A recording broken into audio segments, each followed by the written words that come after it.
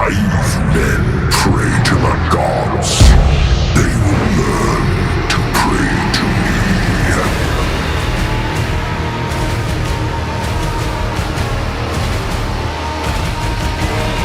I am the brains, you are the brawn. You asked for it and it's here, Mordekaiser Reroll but with a feline twist. As you may be able to tell, the core of this comp is Mordekaiser and Yuumi, both of which are getting huge buffs in 1420, and together they make an immortal pair. Mordekaiser has a bigger shield and it lasts longer, meanwhile Yuumi grants insane heals alongside more AP. Furthermore, there's buffs to Mage and Vanguard which makes this comp even better. Thus on all fronts, this combination is incredible on paper, and as we'll get into in this video, it's amazing in practice too. Mordekaiser genuinely becomes unkillable and he isekais everyone he ults. So, introducing the Horned King and the Cat. But before we delve into anything, as always let me know which units you want to see next. This video was voted on by subscribers and Discord members, so make sure you join so you can be part of the next guide too. But now let's delve into it. So what's the reason why I index so heavily on Mordekaiser being paired with Yuumi? I know many people, especially League players, hate Yuumi with a passion. So why is this cringe cat on this board? Well, the buffs to Mordekaiser result in superior synergy with Yuumi. That extra second results in Yuumi oftentimes healing Mordekaiser whilst he is shielded. And if you itemize Mordekaiser like I do, which I'll go over next, then Morde will also heal himself through his insane damage. Just the combination of these two sources of healing provide Morde with absolutely incredible sustain. Thus with this build, Morde can double as both a damage carry and an incredible tank.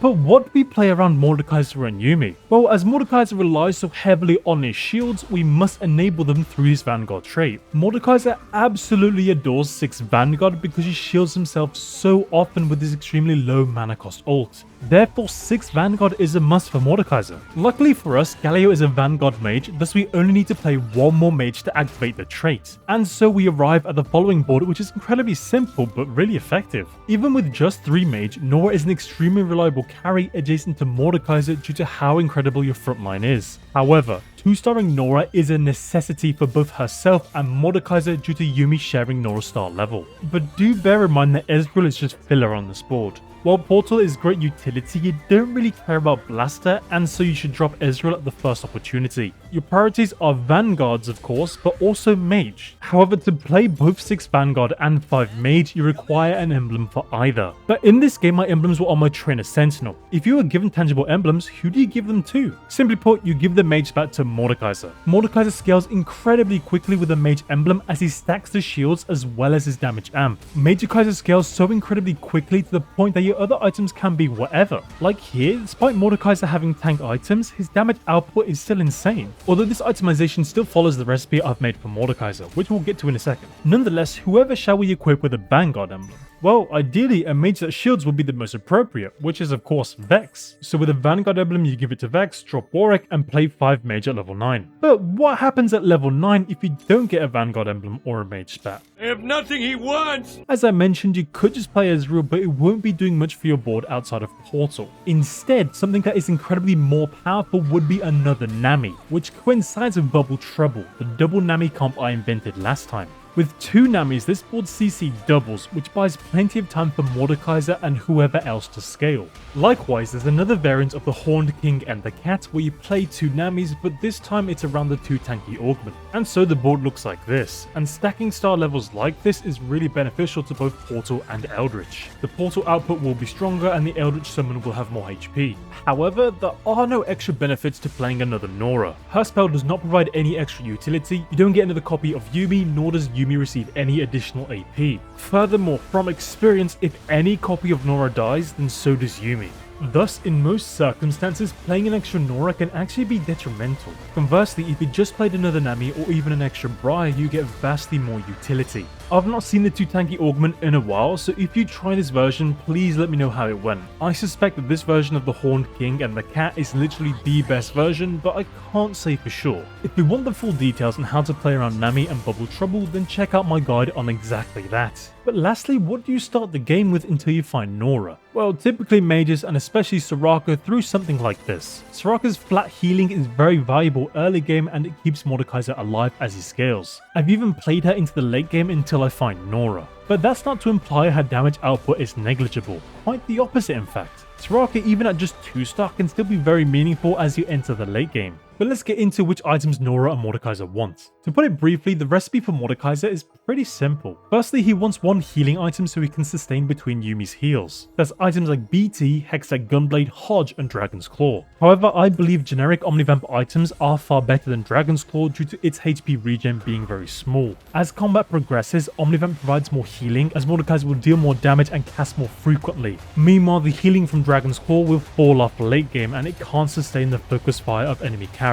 In my opinion, Bloodthirster is the best choice due to its base stats alongside the shield that keeps him alive. And I would only recommend Hand of Justice if you're also building Dual Gauntlet. And that brings us to our next ingredient for Mordekaiser, which is an AP or damage item. Mordekaiser wants AP so it can deal more damage and shield for more. So that's just your standard AP and bruisery items like Rabadon, Archangels, Titans, Crown Guard, Adaptive Helm, and Dual Gauntlet. However, there is a small AP dilemma for Mordekaiser where too little and too much can be bad. Let me explain. If Morde has too little AP, then of course his shields and damage will be similarly small. Conversely, if Morde has a lot of initial AP, then his shields will be huge. At the start of combat, these shields likely won't be broken, and so Mordekaiser will be mana locked for the full 3 seconds, thus delaying successive casts and stacking their damage amp slower. Remember, the more damage Morde does, the more he will heal through BT. It's easier for Mordekaiser to ult more near the beginning of combat as he'll have way less aggro, whereas later into combat he'll take vastly more damage as more enemy units target him. Therefore, ideally, Mordekaiser has less AP at the start of combat so his shield is smaller and he can ult more often. However, as combat prolongs and your other tanks die, you want Mordekaiser to have more AP so he can tank the focus damage of the enemy board.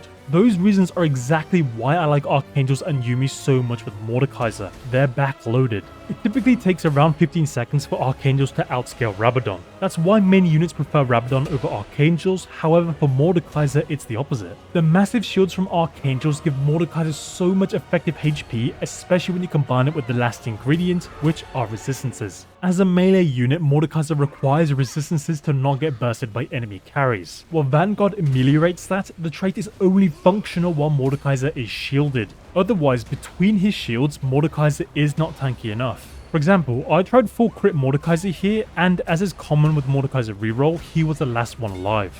However, oftentimes I ran into the issue of Mordekaiser just not having any resistances. Therefore, I believe the second Hodge is just one step too far, and this Mordekaiser would have performed far better with just a stone plate over a Hodge. But generally, crit is good on Mordekaiser because it has synergy with his innate damage scaling, but perhaps a better way to get it is through Augments. Regardless, the final item on Mordekaiser must rectify his current lack of resistances. Usually this is stone plate, but alternatives can be Crown Guard, Titans, and Protector's Vow. You can even build a Bramble Vest if your healing item is Dragon's Claw. Even so, the longer Mordekaiser can live, the harder he will scale and the more damage he can do, which he heals for.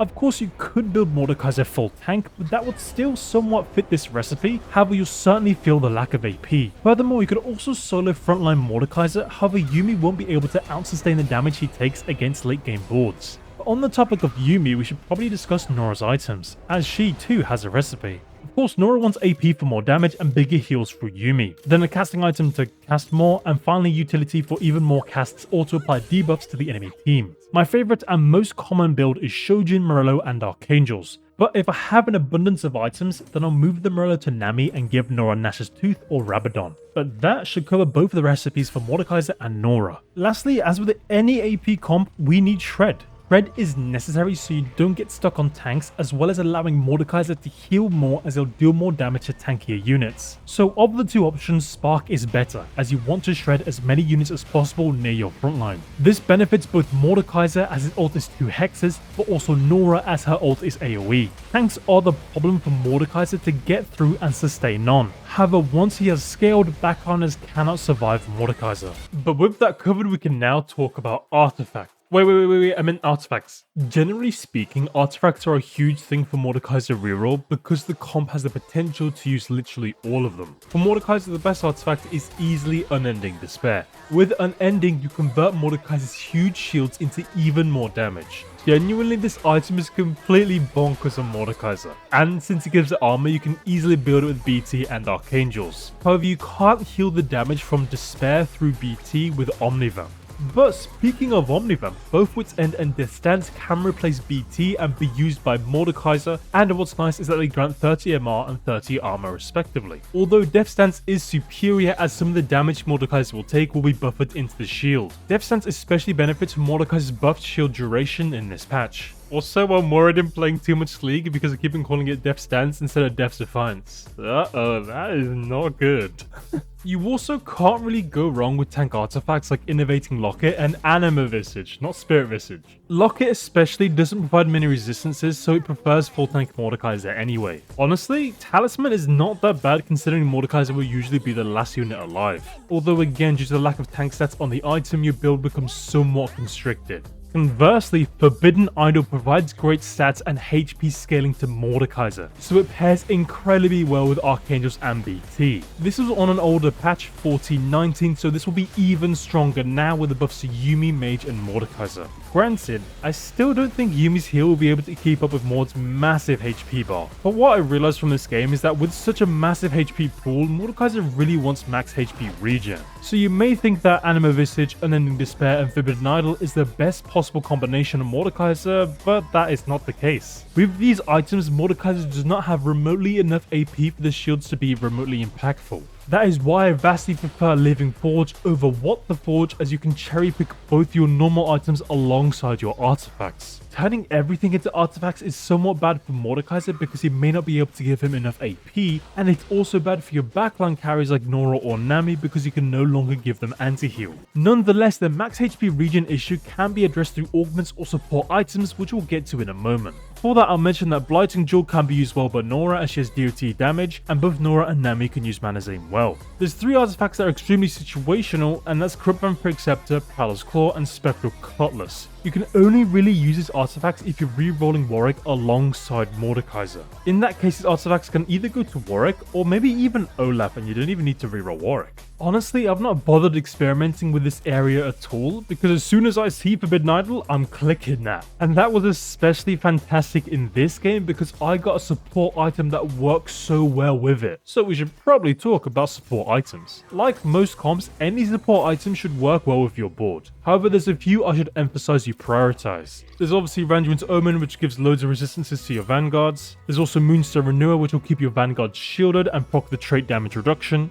But lastly, and most importantly, I would heavily prioritize Virtue of the Martyr. The sustain from this item is unmatched, and it heavily swings the matchup in your favor with its max HP healing. I absolutely love this item because it's so much sustain for your board. There's also an adjacent augment that is similarly prominent, which is Martyr. This augment is similarly goated with Mordekaiser because they sustain him so well as many Vanguards will perish before him. And of course, like support items, generic combat and reroll augments are good for Mordekaiser. Ideally, the game offers you Shields Up, the Vanguard exclusive augment, to give Mordekaiser insanely juicy shields and CC immunity. Similarly, other shielding augments like Combat Caster and Inspiring Epitaph are good, but they're not nearly as huge and juicy as Shields Up. But on that note, any augment that gives buffs to units that remain alive, like Avenge the Fallen, are excellent. You could also enjoy some fine vintage with Mordekaiser. I heard he takes his drinks well.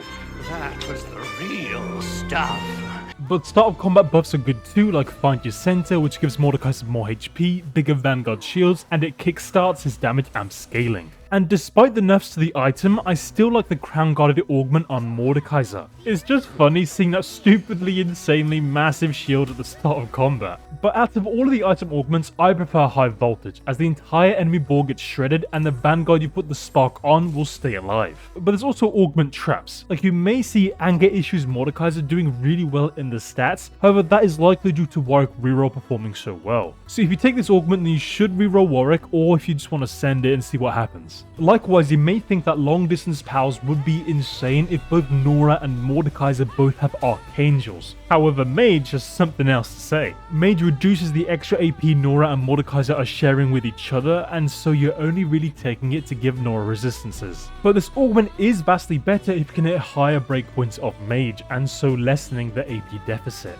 But overall, the Horned King and the Cat is incredibly flexible with augments, items, and openers. You can play the 6 Vanguard frontline alongside practically any backline carry you want. I guess the Feline flexibility is coming into play, huh? But speaking of backline, you can make Mordekaiser wrap onto the enemy backline by placing him near the edges of your frontline. Sounds kind of confusing to say. Frontline, backline, whatever. Regardless, as usual, this comp has been so much fun to research, so thank you again to everyone who participated in the community poll and all the help I received in Discord. Especially to Carlos and Fungal, you guys helped so much, I really appreciate it, thank you. So of course, remember to subscribe to participate in future polls or join the Discord so we can directly chat about future projects. Also check out the Bubble Trouble guide, as both this and that guide overlap quite well. And I think that covers everything.